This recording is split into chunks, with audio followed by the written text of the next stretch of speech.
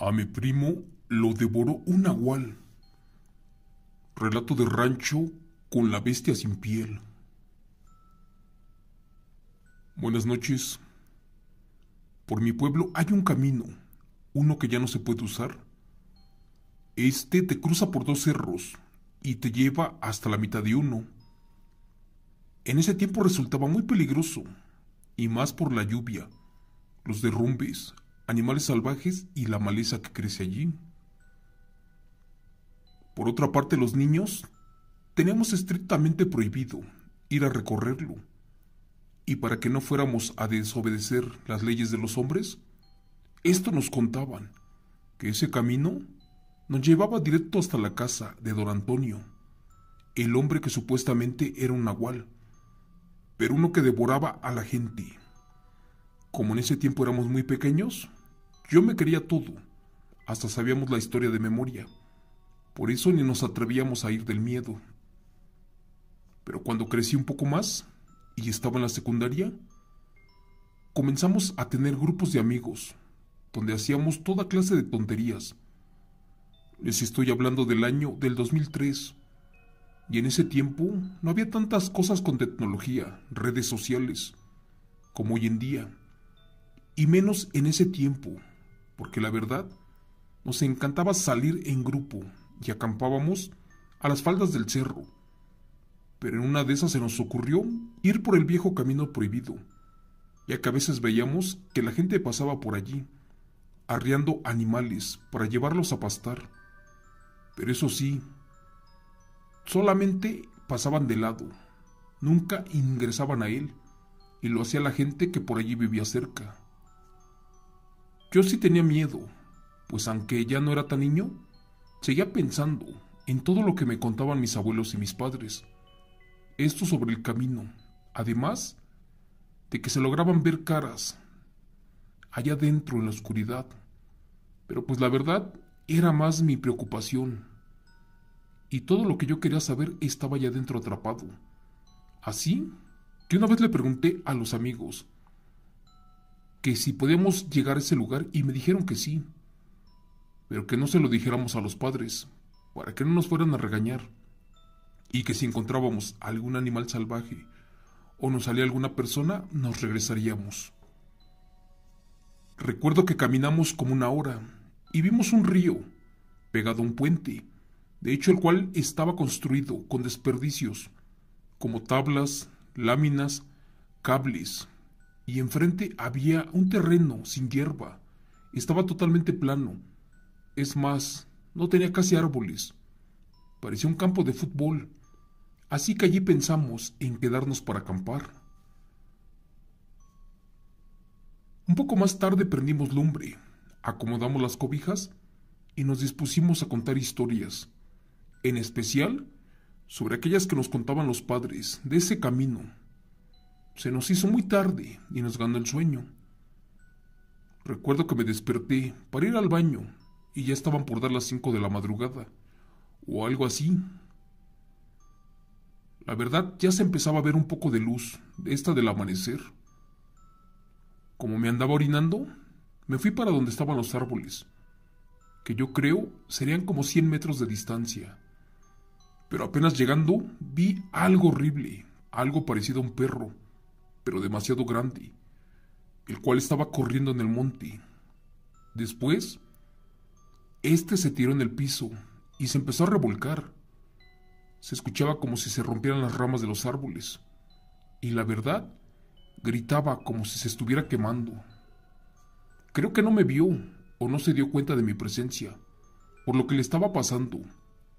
Por mi parte, yo tenía muchas ganas de correr y gritar para despertar a mis otros compañeros, pero no me salía la voz y solamente podía caminar, lentamente, pero lo hacía. La verdad, me sentía sin fuerzas.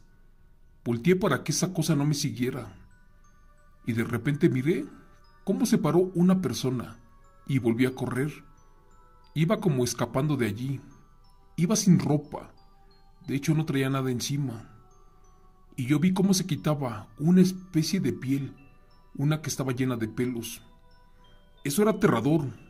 Parecía que ese señor se estaba desollando vivo. Les juro por Dios que cuando llegué con los otros compañeros, les conté todo lo que vi, y ellos me dijeron que también observaron algo extraño y aterrador. La verdad ya ni pregunté nada, y mejor nos fuimos corriendo. De hecho, dejamos todo tirado allí.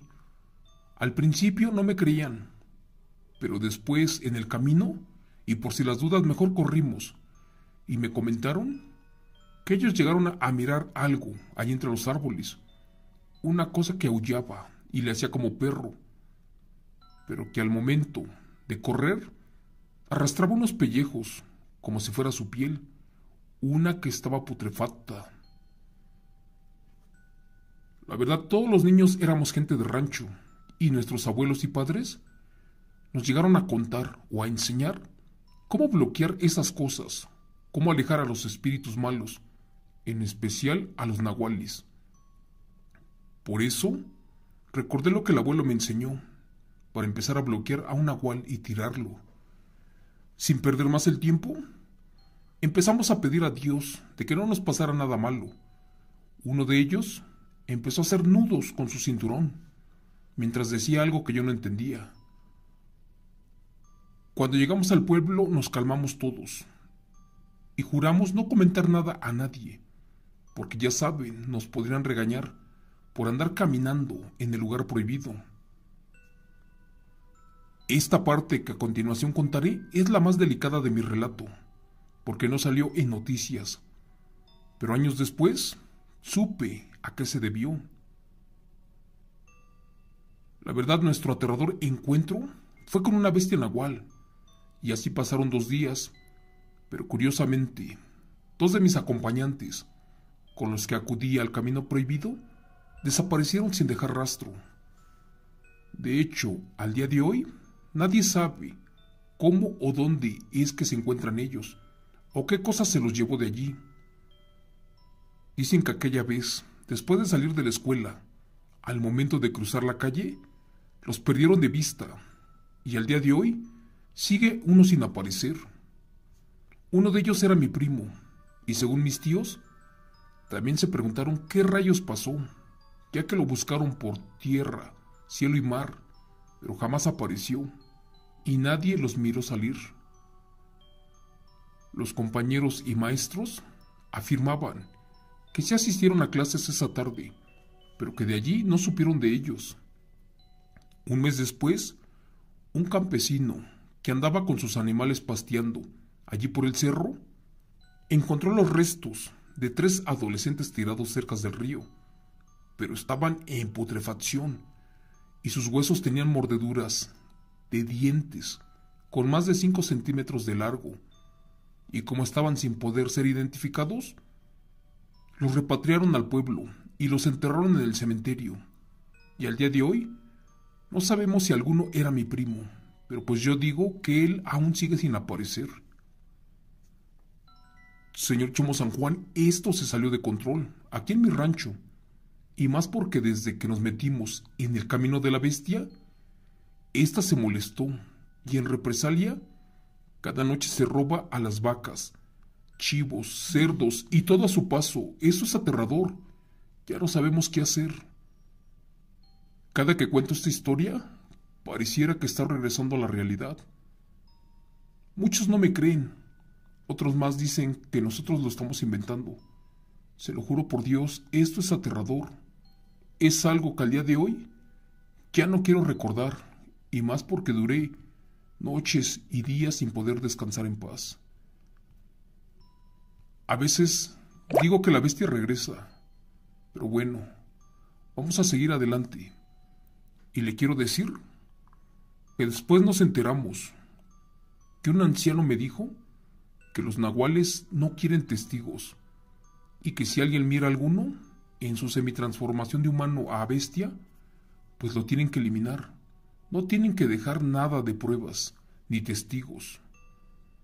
Por eso es que ese nahual pierde fuerza por algún motivo, y a veces fallecen pronto. Como ya les dije, esto se salió de control, y mejor mis padres se fueron del estado. Vivíamos en Guanajuato y nos mudamos para el estado de Michoacán.